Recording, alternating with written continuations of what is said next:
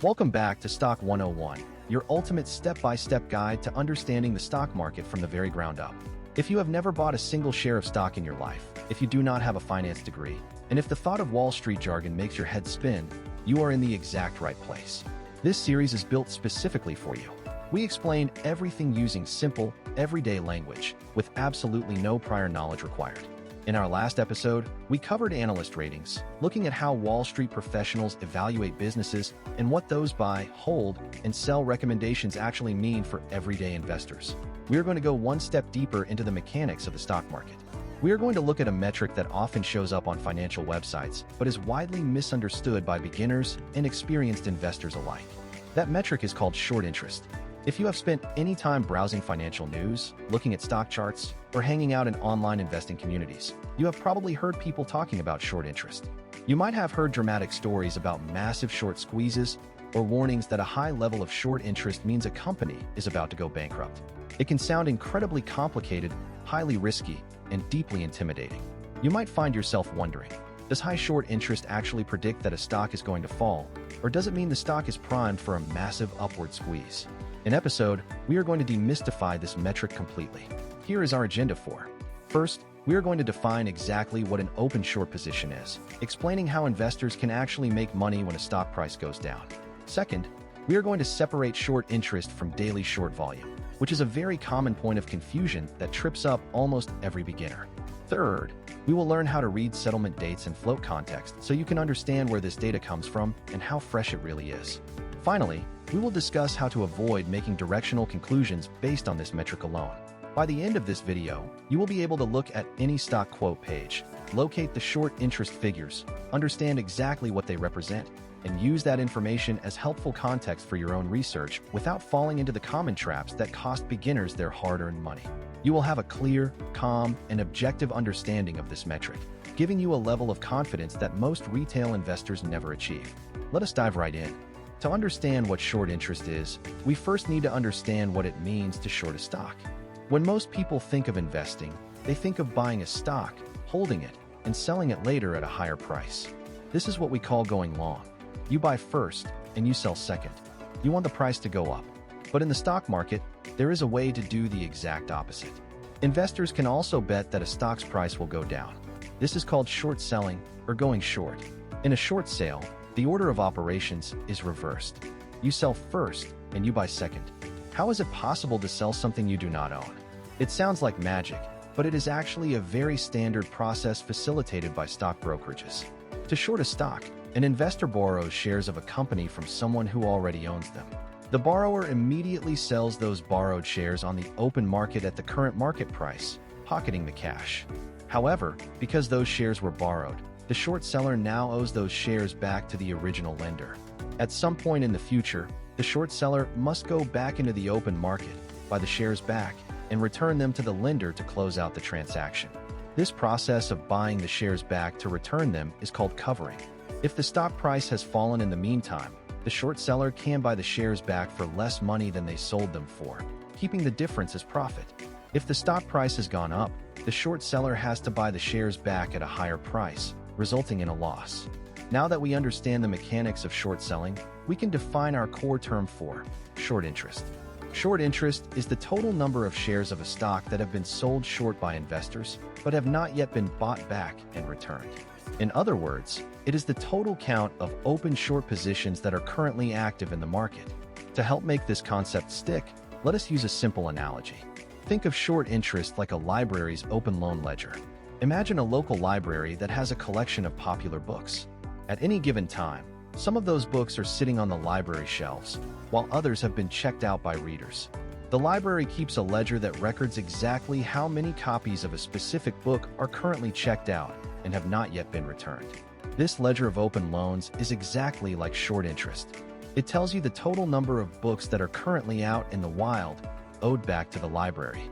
Now, contrast this with the daily traffic at the library checkout desk. Every single day, people walk in, check out books, and other people walk in and return books. The daily checkout traffic is a measure of daily activity, but it does not tell you how many total books are currently outstanding at the end of the week. This is the critical difference between daily short volume and short interest.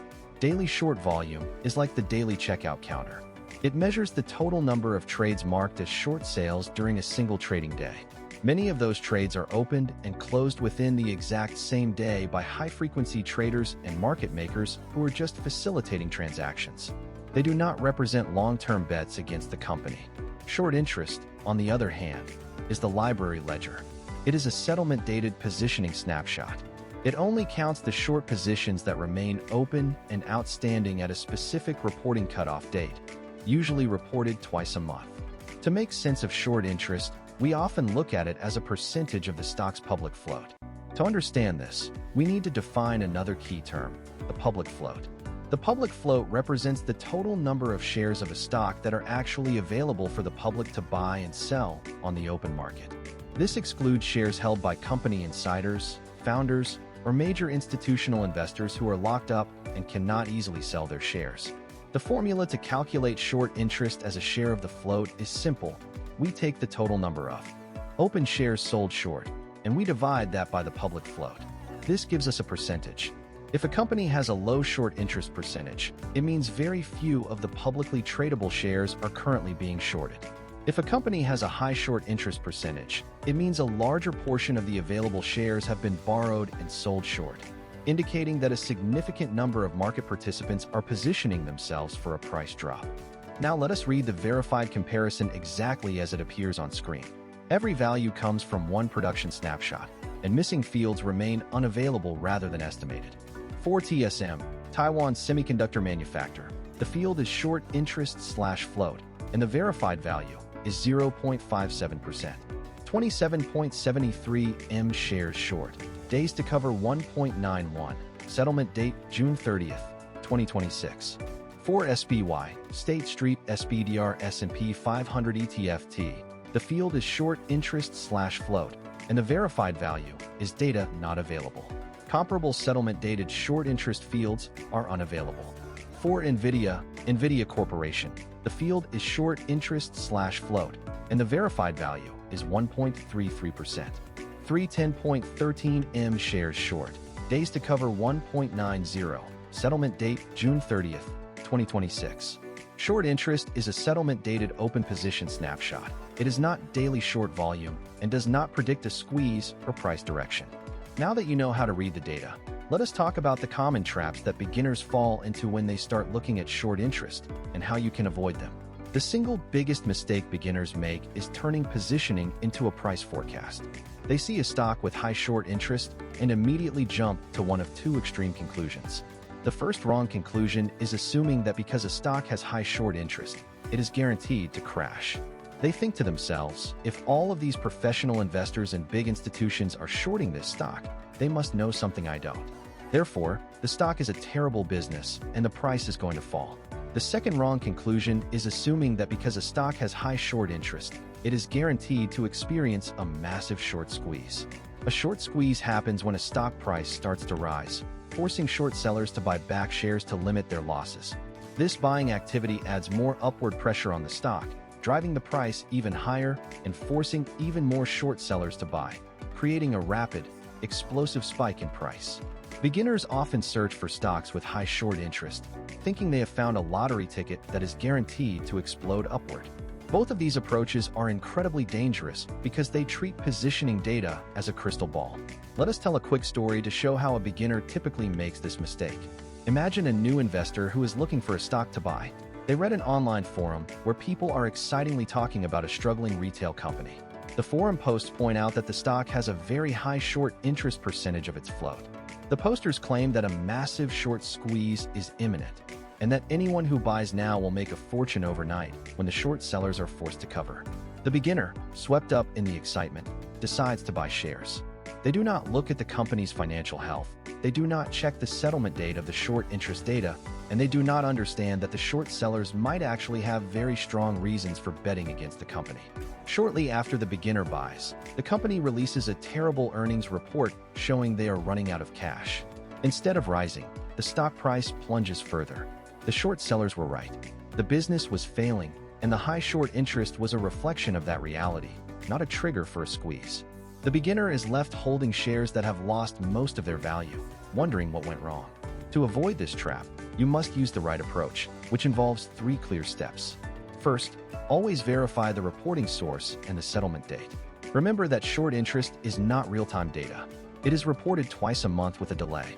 The numbers you are looking at might be over a week old, and the market dynamics could have changed completely since that snapshot was taken. Second, distinguish open short interest from daily short volume.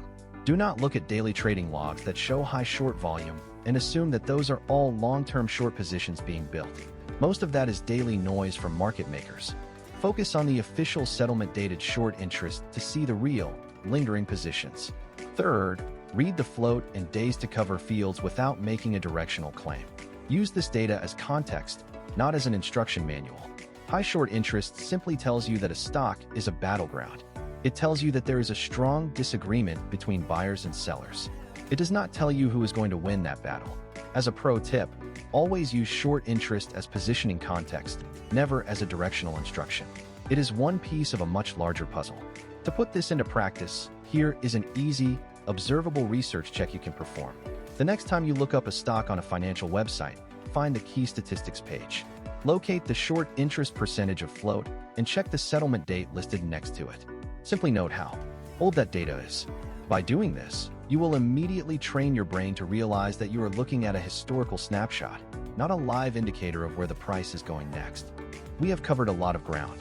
Let us summarize the 3 key takeaways from our exploration of short interest. First, short interest is a settlement-dated snapshot of open short positions, representing shares that have been borrowed and sold but not yet returned. It is completely different from daily short volume, which is just a measure of daily trading activity. Second, short interest is best understood as a percentage of the public float, which is the total number of shares available for public trading.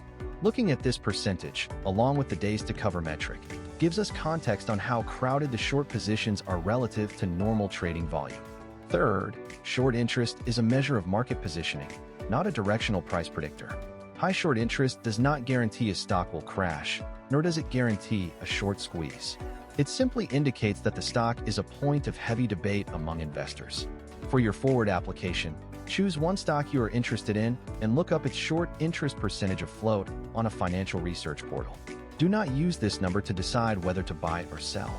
Instead, simply observe where it sits, check the reporting settlement date, and use it to understand how the market is currently positioned on that company. One important reminder before you go: everything on Denver Stock Lab is for educational purposes only.